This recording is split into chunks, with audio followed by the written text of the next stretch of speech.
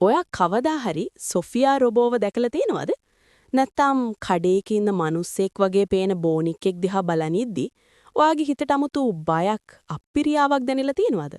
ඔව් ඇත්තටම Sophia hina වෙද්දි මට නිකන් ක්‍රීපි ගතියක් දැනෙනවා. ඒක හරි අමුතුයි. අන්න ඒකට තමයි මනෝවිද්‍යාව කියන්නේ අන්කැනි වැලි තියරිය කියලා. සරලවම කිව්වොත් රොබෝ කෙනෙක් හෝ බෝනික්ෙක් 99%ක් මිනිසෙක් වගේ පෙනිලා 100%ක් පොඩි වෙනසක් තිබුණොත් අපේ මොළය ඒකට බය වෙනවා. ඉතින් ඒක සාමාන්‍ය දෙයක් නේ. ඒක තියෙන අවුල මොකද්ද? ප්‍රශ්නේ තියෙන්නේ මෙතනයි. පරිණාමවාදයට අනුව අපි බය වෙන්නේ අතීතයේ අපේ ජීවිතයට තර්ජනයක් වුණ දේවල් වලට විතරයි.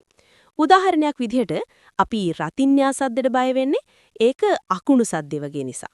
අපි මකුළුවන්ට නයිට බය වෙන්නේ උන්ගෙන් අපිට විෂ ශරීරගත වෙන නිසා. හරි මට තේරෙනවා. බය කියන්නේ ආරක්ෂක උපක්‍රමයක්.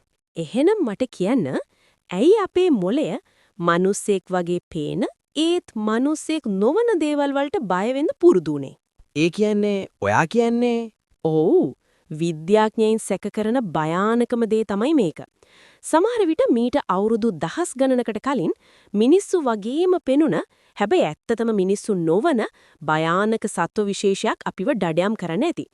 අපි DNA වල තාමත් තියෙන්නේ අන්නේ පරණ බය වෙන්න පුරුවන්. ඊ කියන්නේ අර කතාවලේන විස්මාරු කරගන්න යක්කු වගේ જાතියක් ඇත්තටම ඉඳලා තියෙනවද? හරියටම කියන්න කවුරුත් දන්නේ නැහැ. හැබැයි අදටත් ඔයාට මිනිස්සෙක් වගේ පේන දෙයක් දැක්කම අමුතු බයක් දැනෙනවනම් මතක තියාගන්න ඔයාගේ ඇඟ ඇතුලේ ඉන්න ආදිකාලීන මිනිහා කෑ ගහලා කියන්නේ එකම එක දෙයයි. දුවපන් ඕක මිනිස්සෙක් නෙවෙයි කියලා. අම්මෝ හිතද්දිත් බය හිතෙනවා. මේ ගැන ඔයා මොකද හිතන්නේ? පහලින් කමෙන්ට් කරන්න. මේ විස්කම් ටෙක්